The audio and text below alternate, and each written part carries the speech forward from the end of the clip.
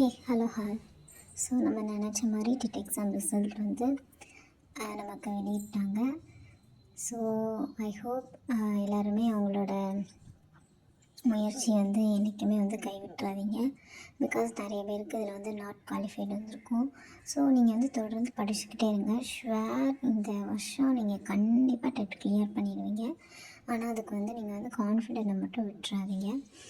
Because இந்த தடவை கொஞ்சம் மார்க்கும் கம்மி பண்ணிக்கோங்க. So it will be useful for you to get qualified in TNTET exam. So வந்து நெக்ஸ்ட்டு யூஜிடிஆர்பி படிக்கிறவங்களுக்கும் என்னோட ஆல் தி பெஸ்ட். நல்லா வந்து ட்ரை பண்ணுங்கள் அண்ட் ஹோப்பை மட்டும் விட்டுறாதீங்க.